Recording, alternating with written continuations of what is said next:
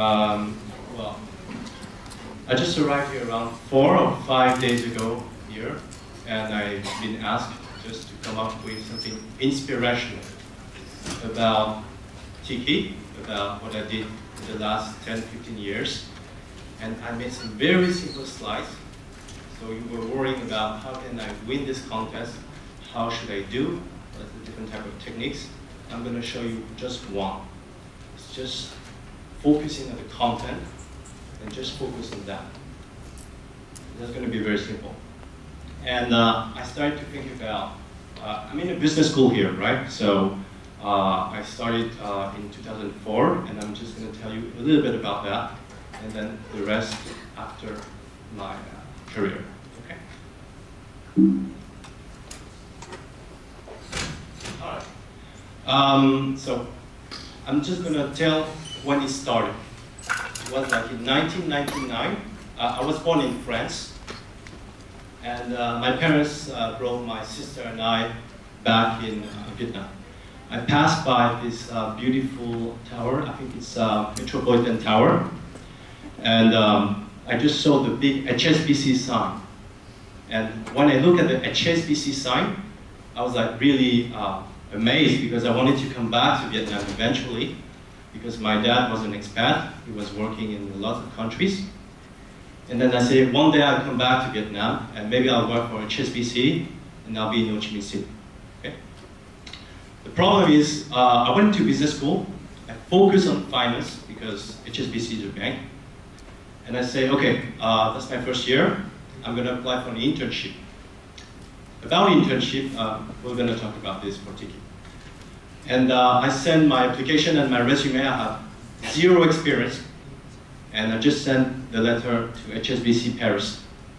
But the thing is, I just got a letter back 2 weeks later, and they say, we're sorry, we regret to inform you that we are not willing to accept your application because you don't have enough experience. Of course, we have only 0 experience in business school most of the time. I got depressed, and the beginning of this dream turned into something, a better dream. Because just like 3 or 4 days later, I was still looking for an internship, and I sent an email to a former student of my business school. She replied right away, and she asked, what is his job about? Well, you're going to work in New York, and you're going to do something in my startup, because we are launching an agency. Wow. So I went to New York right after in 2005, and from here, this is how I discovered my passion about online marketing. So this is actually the beginning of my career path. And from here, I learned a lot, and I was still in the business school, and they kept me. And it was really like the very beginning, like how you start to find your passion. When you're in business school, you don't know where you're going to go. You don't know if this is the right path. You're not even sure, maybe I'll do finance, but I'll try this other internship. Some friends of mine, they started in audit in PricewaterhouseCoopers. Then they didn't like it, so they go to marketing. They didn't like it, then they go to another field. Well, I just got lucky, and then I went to this beautiful city, and then I started to learn online marketing. And this is when I started to really understand a lot about business. And from here, like, I could make a lot of money because it paid me on commissions, but I got really bored after 3 years. So I didn't want to actually do this anymore. So there was a new challenge. Well, I guess this is a black child, right? And the thing is, my mom told me one thing. I'm making a lot of money. You were just lucky. You went to New York, and that's it. So what are you going to do now that you're done with business school with your MBA and all this? Well, the thing is, I like to be challenged, and here's what I did. You break up everything from New York, big city, beautiful people, and all this, and I went to Africa, so in Ghana. And I went there, there's not so many people, and what we did was to launch a business of social entrepreneurship. And if you know Body Shop or L'Occitane, basically, I went in the middle of nowhere and actually met some woman who's doing cosmetic, moisturizers or lotions. And from here, we export all the cosmetics in the United States back and in Canada as well. So this is what I did for like 3 years. And it's somehow like when I did this, I came back to Vietnam. I came back to Vietnam because I actually met someone else in Vietnam as well. And because of love, I came back to Vietnam and started to settle down here in 2010. I guess you know this website, right? So I came back and I was with my roommate one day, and just like a couple of months later, he talked to me about this website he's just going to build. So the guy was just sitting just in his bedroom, and his name is David. The thing is, I didn't really care about Yumbo because I was with my business, and a year later, I actually started to sell it. And I said, okay, I'll be coming back maybe to Vietnam and just settle down for a really long time because this is my dream, right? It was broken because HSBC turned it down. I wanted to do finance, I couldn't, and now I'm doing marketing. And at that time, actually, for Yumbo, David was actually looking for a head of marketing, and we met up after I sold the business. And then he said, well, we need a guy who's going to build the whole marketing department. So it was 2011, September 2011. So there was like 0 people, but for some reasons he managed to actually grow this business really quickly. I guess you heard a lot about Yumbo because of the growth and a lot of different stories, I guess. I'd like to show this picture. So, this is David. And most of the time when you read the news, there's like what we call the fairy tale. We launch a business and we are really handsome.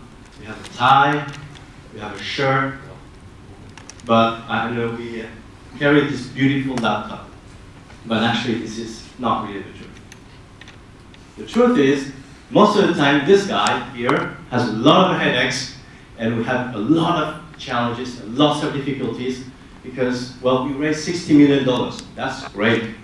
But we have lots of things to solve every single day. So we might be, well, on Gunyang, right? That's news or magazines for business. It's great. We got a beautiful picture, but this is 1% of the time where we get to be like this. Most of the time, we're working very hard to try to deliver the best service and actually making sure that the customers are happy. And this is very hard to build a business from scratch. So during the year like 2011 and 2012, when I was in charge of the marketing, taking care of the growth, having 200, 300, 400% of growth is really difficult because when I joined the company, so there were 4. When I joined in 2011, we were 400.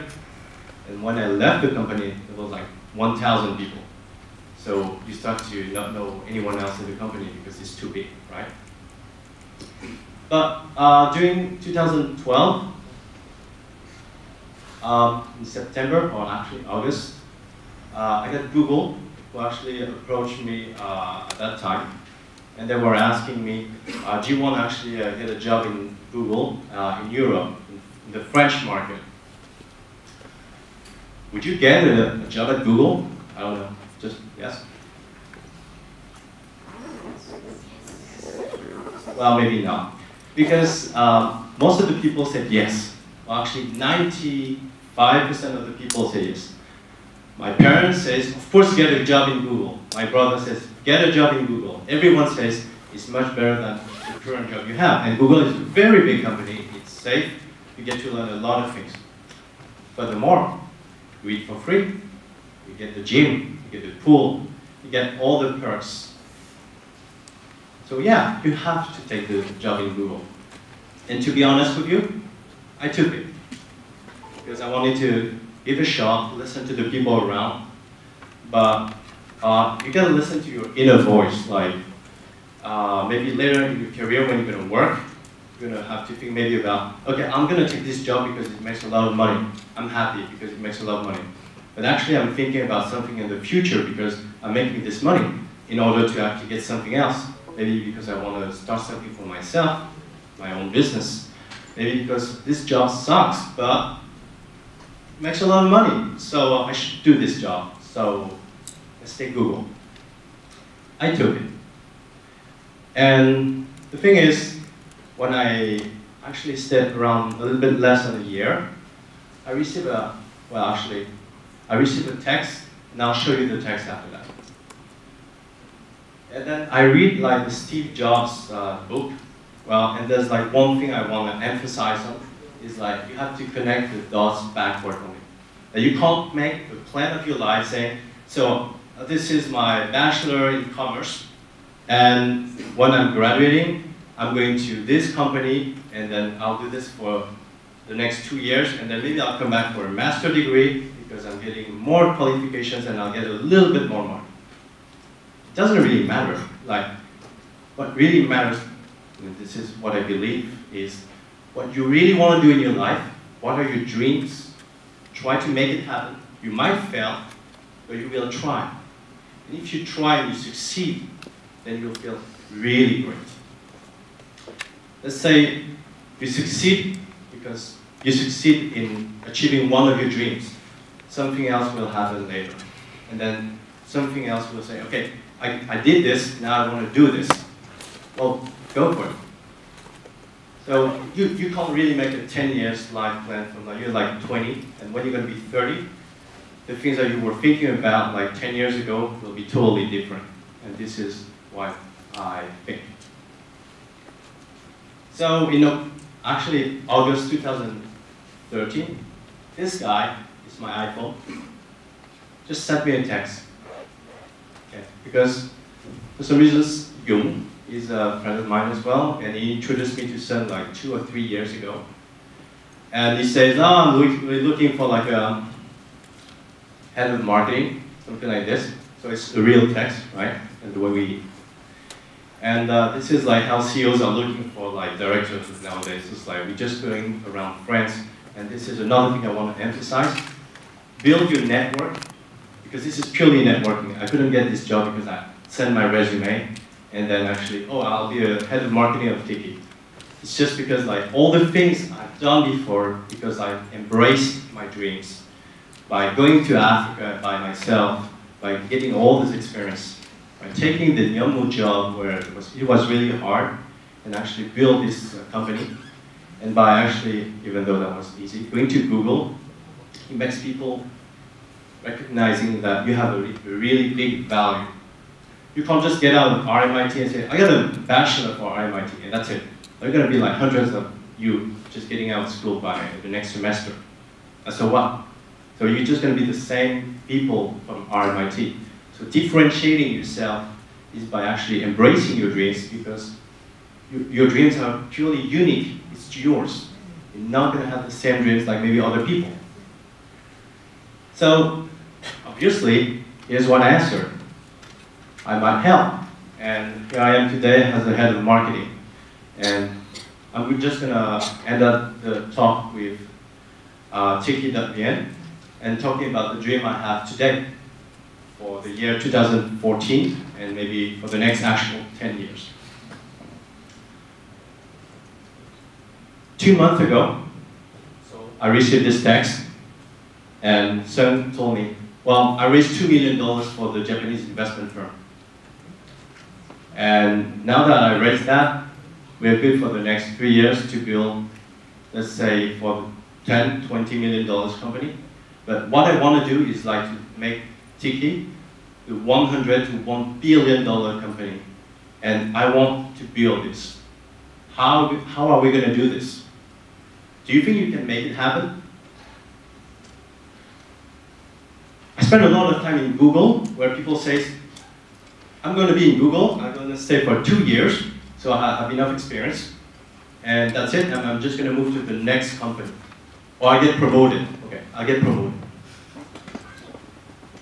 I'm saying this is not really relevant. I'm saying that you should take on something very challenging. And let's say, if I did stay in Google and get a promotion, or stay for 2 years, because it's standard, I'm not even sure where this is coming from, but this is standard. And when you compare to the next option, I'm going to build this company is making maybe $5–10 million, and in 3 years, this is going to be $50 million, 10x basically. And if you put this on your resume, I can tell you this is going to make a huge difference, because you build this company for millions of dollars. It's not like 500,000 VND to 5 million. It's $5 million to $50 million. Then you start again also to differentiate yourself from the other people, because you can tell like not that many people will take on some big challenges like that and will actually have this kind of line on their resume. So this is basically my dream, and saying that you should embrace your dreams, try to take a lot of risk, but there's going to be a lot of rewards as well. Thank you very much.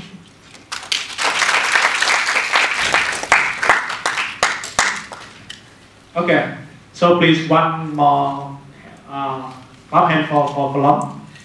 Should be like bigger one. So this is like, I can talk Vietnamese now. Sorry.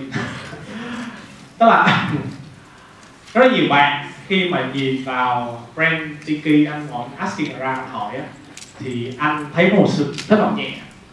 Tại vì rất là nhiều bạn expect được làm những cái brand của Unilever, những cái brand Pepsi, những cái brand rất là to tát các bạn thường hay được nghe. Thì anh hứa với các bạn rằng đây sẽ là cái mùa mà Martin Jones nhiều cảm xúc nhất. Bởi vì lần đầu tiên các bạn được talk với cả business owner. Tất cả các mùa trước cao lắm là các bạn được talk với brand manager. Các bạn được talk với những người được thuê để mà yêu cái sản phẩm đó trong một thời gian ngắn. Đúng không? 2 năm, 3 năm. Ở đây các bạn sẽ được talk với cả anh Lâm và sorry hay là anh Sơn không nói được. Và anh Sơn tức là những người actually là xây dựng cái giấc mơ của họ từ không đồng. Tiki các bạn biết là thành lập năm 2010, 3 năm rưỡi từ không đồng, từ 5.000 đô ban đầu lên 6 triệu đô bây giờ. Các bạn sẽ nói chuyện với người như vậy, đúng không? Và có thể các bạn nhìn cái problem, các bạn nhìn cái brief của một hay even 1, 2, 3, cái là nó sẽ hơi nhỏ, nó có sẽ hơi sần sùi hơn, cho nên cái brief rất là sần sùi hơn, cho nên cái brief rất là hào nhoáng của Unilever. Nhưng mà đó, tức là khi mà các bạn chạm vào cái brief và các bạn chạm vào cái real world, bởi những các bạn như là Unilever, mọi thứ nó rất là perfect. Các bạn nhận một cái perfect brief, các bạn vào, các bạn không có room, các bạn có một cái great idea, bởi vì họ settle down everything rồi. Ở đây các bạn làm việc cho một cái brand mới có 3 năm, và thật sự năm sau là năm mà Tiki sẽ put cái effort, tức là cả một resource lẫn time lẫn money và có chuyện build brand. Tức là trước giờ 3 năm rồi Tiki survive, Tiki đã build performance. Thì bây giờ Tiki cần quan trọng cũng là khi mọi người nhắc đến Tiki, mọi người nhìn đến Tiki, mọi người cảm thấy nhẹ. Và các bạn có cơ hội là các bạn contribute chuyện đó, các bạn make một cái mark, một cái dấu ấn của bạn trong một cái sản phẩm cực kỳ tốt được marketing. Và mình nói với các bạn đây, trong cuộc đời làm MC1 hiếm khi nào mà mình cảm thấy là mình được trân trọng đến mức vì mình tạo một cái impact gì đối với cả một cái campaign. Tức là chứ anh đã từng làm những campaign mà những cái brand lớn nhất thế giới, Coca-Cola, Pepsi, Samsung, Nokia, thì concept là từ vùng, đúng không? Rồi họ là already là number one rồi, mình làm tốt họ tăng lên 10, mình làm không tốt họ tăng lên 8. Tức là cái câu hỏi, tức là giống như là trong cái ngành MC á, trong cái ngành mà marketing nói chung nó có một cái từ là portfolio thì nó hơn cả CV là các bạn viết số gì để làm. Portfolio nó đơn giản, ở đây các bạn biết portfolio không? Nhất là các bạn làm design, bạn chia sẻ cho mọi người portfolio là gì? Portfolio các bạn là những cái artwork hay là những design đã làm, nó có thể tăng đã làm nó chưa đủ. Anh nói đơn giản, portfolio là cái điều gì đáng nói, đúng không?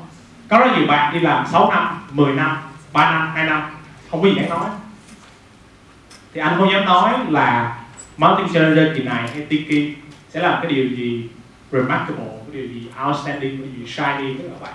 Mà anh hứa với các bạn, đây là các bạn sẽ làm cái mùa cảm xúc nhất từ trước đến giờ. Các bạn được nói chuyện với cả những cái người mà make business từ con số 1 đó. Và cái thứ hai nữa là gì? Là các bạn sẽ có được một cái điều đáng nói nếu như mà các bạn thực sự các bạn cố gắng. Nếu như các bạn overcome một chuyện trong 10 slide, bạn phải thuyết phục được anh, đúng không? Chứ bạn hỏi anh ơi bao nhiêu chữ thì cái đó chưa đáng nói lắm. Chứ là hồi xưa, sao rồi? Xin lỗi bạn tên gì ạ? Bạn My này nha. Như bạn My sau này từ như 30 tuổi, như Long nói là hồi xưa mình thấy là mới năm 2 bạn đã win cuộc thi về marketing challenger mà vòng 1 là present có 10 slide. Bí quyết này của bạn kêu không có, bữa đó mình hỏi Dũng đó là mỗi slide viết 2 chữ thôi. Mình không muốn gọi là giảm bớt giá trị của bạn, nên là thôi bạn cố gắng thêm xíu ha, đúng không? Rồi, ok, cảm ơn mọi người. Mình nghĩ là enough for today ha. Mình sẽ xin trả lời rồi một chút. Rất là hy vọng được thì các bạn đăng ký cuộc thi này ha. Nhớ là có gì bạn đã chưa đăng ký.